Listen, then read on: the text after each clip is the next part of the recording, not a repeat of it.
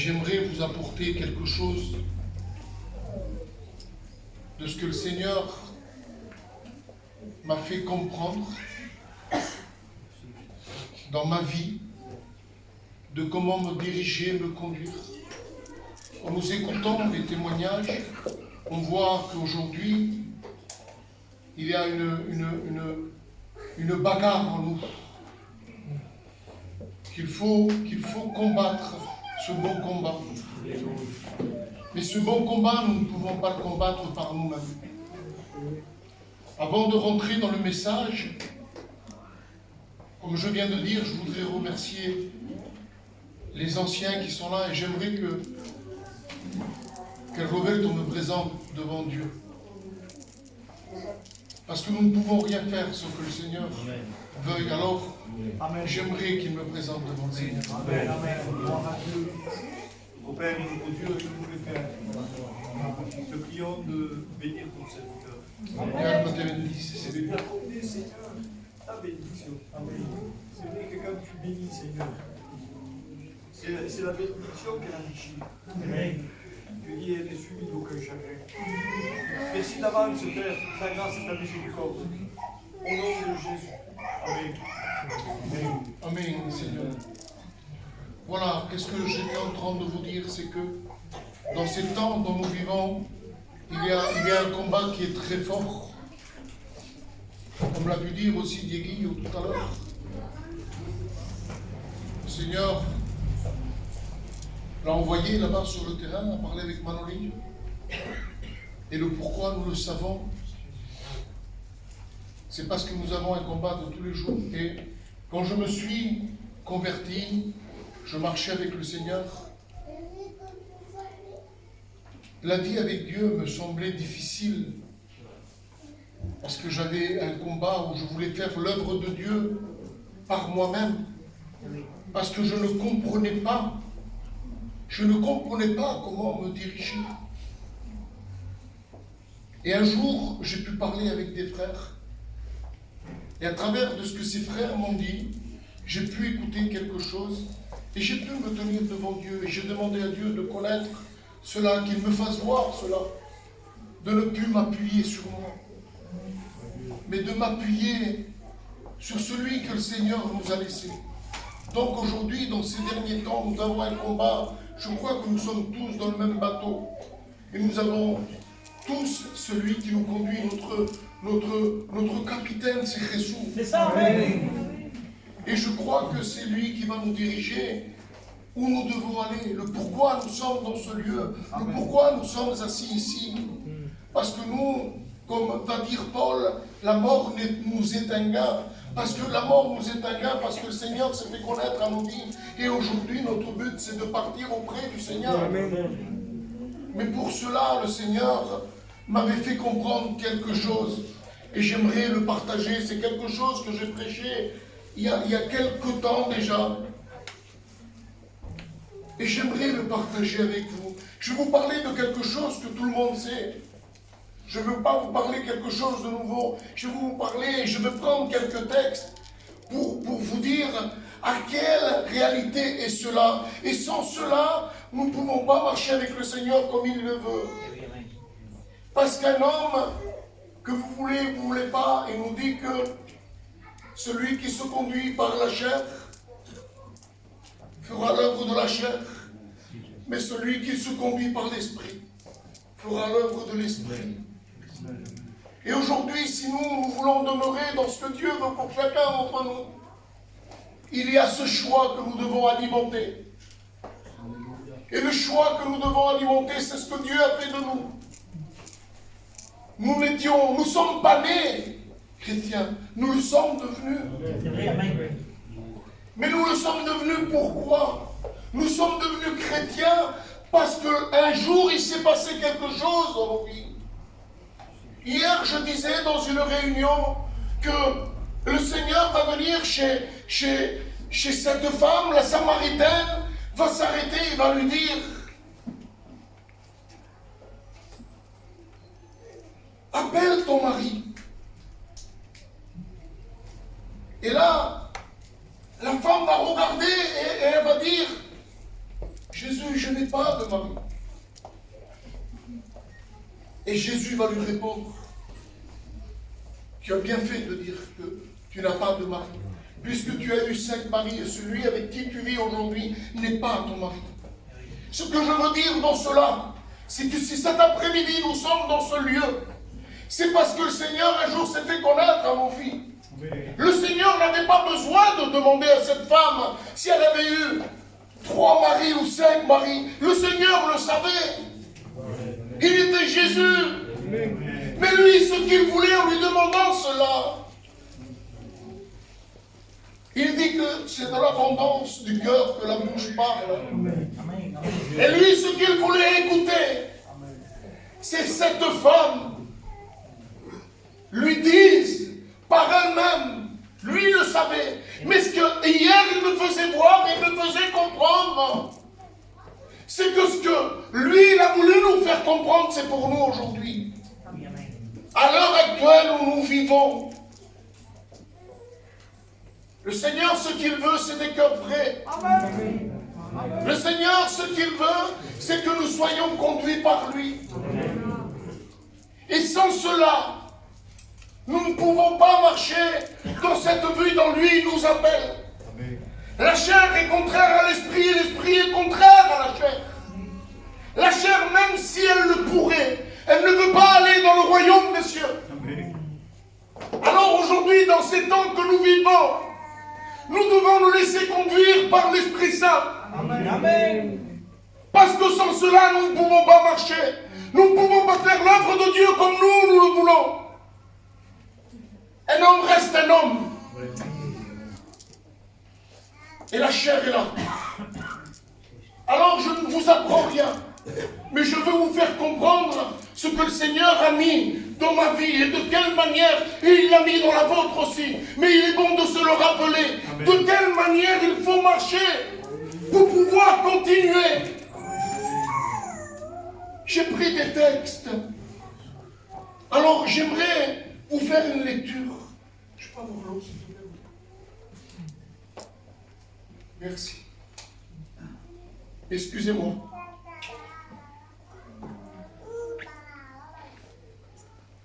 Dans Jean 14, 6, il nous dit ainsi. Jésus lui dit, je suis le chemin, la vérité et la vie. Et là, nous allons voir un homme, nous allons voir Philippe, qui est avec lui, et il va lui faire une question. Il lui dit, Seigneur, montre-nous le Père. Et cela nous suffit. Jésus lui répondit, il y a si longtemps que je suis avec vous, et tu ne m'as pas connu, Philippe. En lui disant, depuis le temps que je suis avec toi, tu n'as pas compris que le Père est en moi et que moi je suis dans le Père. Jésus était là. Il était avec eux. Jésus n'est pas avec nous. Ce que je veux vous faire comprendre, c'est que Philippe qui était là, ils avaient Jésus devant eux. Ils pouvaient voir les miracles que Jésus avait fait. Il n'avait pas fait n'importe quel miracle. Jésus a sauvé cet aveugle Bartimée, lui a rendu la vue. Ce paralytique qui était pendant 38 ans, il a même fait plus fort. Il a ressuscité un mort. Lazare, sors! Imaginez-vous qu'il l'avait devant lui. Jésus était là, devant eux, et il va lui demander, montre-nous le Père. Ça, c'est le corps de l'homme. Ce que je veux vous faire comprendre aujourd'hui, c'est que de la même manière que Jésus était parmi eux, ils demandaient à voir le Père, et ils avaient Jésus, parce qu'ils voulaient voir le Père. Mais ils avaient Jésus qui leur montrait des miracles. Nous, aujourd'hui, nous avons le Saint-Esprit. On ne le voit pas. Parce que comment je peux connaître Jésus si je ne l'ai jamais vu? Eux, ils avaient Jésus. Et Jésus va leur dire, Depuis le temps que tu es avec moi, tu n'as pas vu que le Père est en moi vis-à-vis des miracles. En lui disant, ça ne va pas, Philippe, ce que tu m'as dit. Tu n'as pas compris que je suis Dieu. Mais nous qui sommes ici, dans ces temps derniers, si nous ne laissons pas alimenter de ce que l'Esprit Saint veut pour nous, parce que nous ne le voyons pas, mais pourquoi tu es ici cet après-midi? De quelle manière tu es venu un jour aux réunions? Moi, je vivais les ténèbres. Roberto était chez nous. Roberto me connaissait. Je voyais arriver Roberto, je dis que je suis perdu. Il revient à la maison.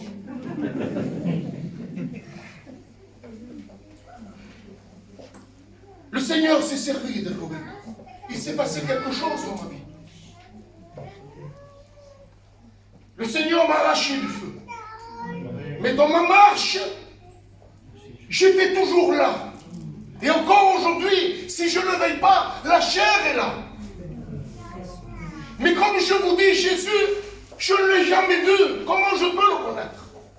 Et bien, de la même manière qu'eux, ils vont me demander, montre-nous le Père. Ils ne réalisaient pas, ils avaient Jésus. Aujourd'hui, nous devons réaliser que l'Esprit Saint demeure en nous. Amen. Et si nous connaissons Jésus, si nous ressentons ce que le frère a vu, c'est par le Saint-Esprit. Mais pour vous garder et vous dire ce qui est, j'ai pris des lectures, afin que vous compreniez bien. Je sais que vous l'avez déjà compris, mais il est bon de se le rappeler. Amen. Parce que dans ces temps derniers, l'ennemi est là. Comme il a dit tout à l'heure le frère, l'ennemi ne laisse rien passer. Ne crois pas qu'il va venir t'alimenter en t'apportant quelque chose de grand afin que tu dises, ah arrête, ça vient de toi. Non! L'ennemi va venir petit à petit. Il va alimenter ta chair. Et de telle manière, il va t'arracher. Le Saint-Esprit habite en nous. Nous devrons l'alimenter. Comment? Il faut que lui soit au-dessus. Paul va dire qu'il faut assujettir la chair. Notre marche est dans cela, mes frères, mes sœurs, mon ami qui est ici. Cet après-midi, tu es dans un lieu favorable pour ta vie. Amen. Ne prenez pas, comme j'ai dit hier, la parole de Dieu venant apportée par un homme. Si aujourd'hui, ce qu'il sort de ma bouche, ce que vous avez entendu, c'est les miracles de Dieu. Et cet après-midi, de la même manière que nous témoignons et nous prêchons la parole de Dieu, tu peux repartir. Mais non pas par un homme. Celui qui va te convaincre, c'est l'Esprit Saint. Amen. Alors, de quelle manière le Seigneur nous a fait comprendre cela? De quelle manière le Seigneur nous donne à que nous soyons dirigés par cela? Le Seigneur va dire, dans Jean 16, au verset 7 et 8, il dit, il est préférable que je m'en aille. Et c'est ce que moi, je n'avais pas compris dans la vie de Dieu. Aujourd'hui, j'arrive à la comprendre. Pourquoi? Parce que le Seigneur m'anime dans cela. Pourquoi? Parce que j'y ai cru. Je crois à ce que j'ai reçu. Le Seigneur va dire, il est préférable que je m'en aille. Parce que si je ne m'en vais pas, je ne vous enverrai pas le Consolateur. Et le Consolateur est celui qui va nous faire demeurer dans la vie de Dieu. C'est un combat de tous les jours, je vous le promets. Tous les jours, j'ai des combats. Mais à combien je veux être sensible à ce qui est de l'Esprit? Parce que l'Esprit Saint me gardera dans ma marche, dans ce que lui il veut pour moi. L'ennemi va se servir. L'autre jour, un frère disait que l'ennemi ne lâche pas. Tout à l'heure, je vous ai dit qu'il ne va pas vous amener quelque chose afin que vous le voyez. Mais il va venir petit à petit. Et j'ai pris cet exemple de ce frère. Il disait ainsi. Il disait que l'ennemi est ici. Hitler, avant qu'il paraisse sur un pupitre, se trouvait à 5 mètres. Vous voyez dans les photos, il y a un homme qui est là sur le pupitre. Et Claire, il est là-bas dans le coin. Vous voyez les années passées? Claire, dans notre photo, vous le voyez là, un peu plus près. Les années ont passé et vous voyez Claire sur le pupitre. L'ennemi est de telle manière, mes frères. Le Seigneur dit qu'il faut que l'Église soit enlevée afin que la vie paraisse. Mais il y a quelque chose de très grave. Si nous ne veillons pas à notre marche, si nous ne alimentons pas ce que l'Esprit nous dit de faire, et que nous ne faisions pas attention, quand l'ennemi qui est là, en ce moment, viendra toucher le pupitre, il nous est dit que l'Église sera levée. Et celui qui n'a pas veillé, je vous dis ce que la Bible nous dit.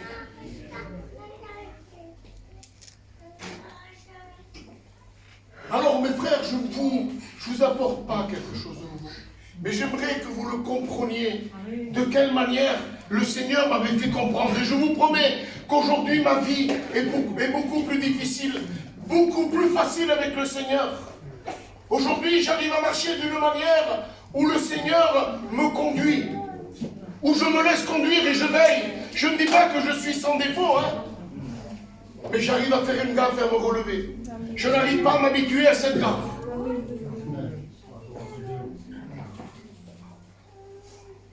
Jean 17, 22, il dit ainsi. J'aime lire avec des textes. Toujours. Pour vous dire que nous avons reçu le Consolateur et que nous sommes le temple du Saint-Esprit et que nous ne vivons pas une vie de Dieu comme bon à nous semble. Si aujourd'hui nous vivons une vie de Dieu, c'est parce que lui, il l'a permis. Il dit ainsi. Je leur ai donné la gloire que tu m'as donnée, afin qu'ils soient un comme nous sommes un. Moi en eux et toi en moi. Je dis, Seigneur, qu'est-ce que tu dis? Comment est-ce possible que toi tu sois avec Dieu? Je le comprends, mais que toi tu sois en moi. Oh Jésus. Dis que je n'arrive pas à le comprendre. Pourquoi je n'arrive pas à le comprendre? Parce que je suis pécheur et tu me dis qu'avant que je naisse, j'étais déjà pécheur. Mais aujourd'hui, je comprends le pourquoi il dit cela. Que lui peut être un avec le Père. Mais qu'il peut être un aussi avec moi. Il peut être un avec moi. Parce qu'aujourd'hui, il a fait le temple du Saint-Esprit. Et aujourd'hui, nous sommes conduits par le Saint-Esprit. Et Jésus parle à travers l'Esprit pour que nous le comprenions. Il dira des choses qui ne viendront pas de lui. En disant, c'est moi qui les anime. Je dis toujours que le Père est celui qui pense. Je suis celui qui parle. Mais celui qui agit dans nos vies, c'est le Saint-Esprit. Et sans le Saint-Esprit, nous ne pouvons pas vivre une vie de Dieu. Aujourd'hui, mes frères et mes sœurs, retenez aujourd'hui cette note. Tout ce que je vous lis, ça se trouve dans Jean. Lisez Jean et lisez Romains. Et vous allez voir qu'il vous parle de cela. Je sais que vous le savez, mais répétez-vous-le. Parce que c'est de telle manière, aujourd'hui, nous voyons beaucoup trop de choses. On voit des chrétiens qui changent d'église, qui partent et qui montent un groupe à leur manière. Et pourtant, ils ont reçu Dieu. Pourtant, un jour, le Seigneur a touché leur cœur. Pourquoi ils s'en vont? Qui suis-je, moi, si je ne veille pas à ne pas sortir? Mais à ne pas veiller à ce que moi je veux. Il faut que je veille à ce que l'Esprit de Dieu veut. Et là, nous pourrons marcher une vie comme lui, il le veut. Romains 6, et au verset 5, il dit ainsi. Je passe au plus vite, parce qu'il fait chaud. Et je voudrais juste vous confirmer ce que je vous dis. Qu'on ne peut rien faire si le Saint-Esprit ne nous conduit pas.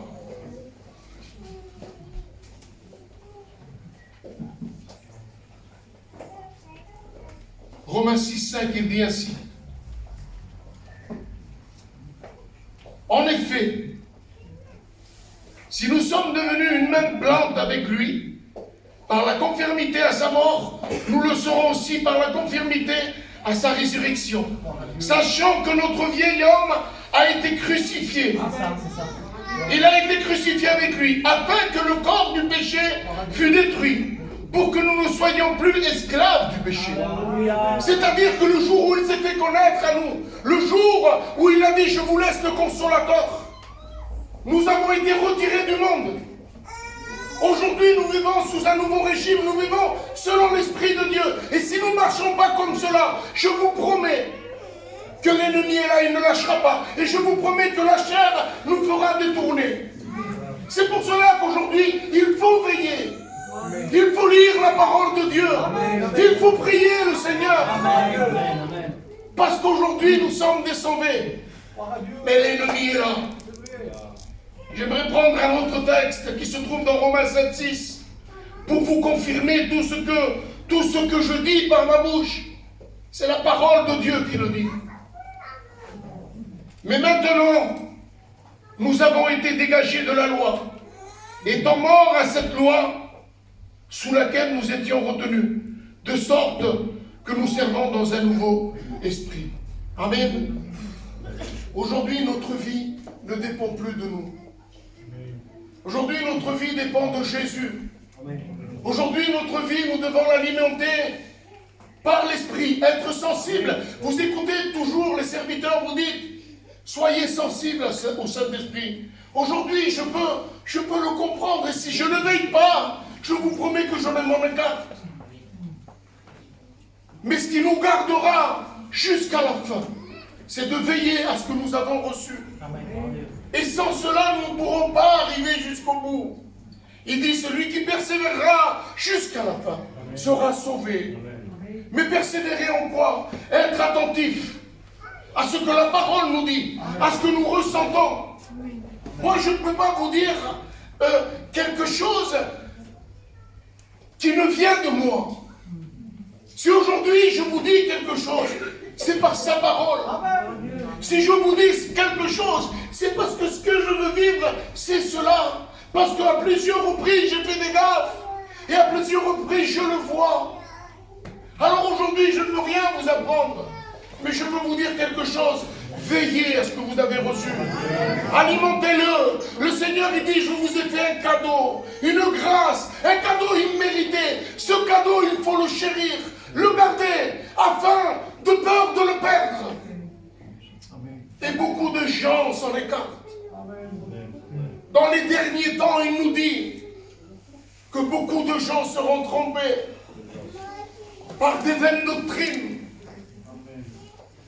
Veillons à ce que nous avons reçu. Gardez-le dans notre cœur.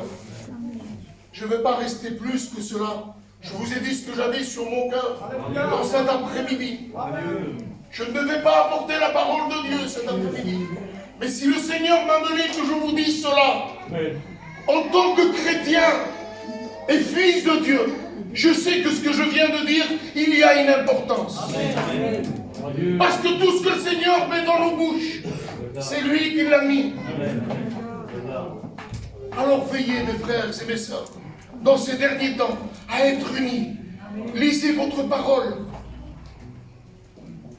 Et tenez-vous devant le Seigneur. Nous allons nous incliner. Je demanderai à l'ancien qu'il prie le Seigneur.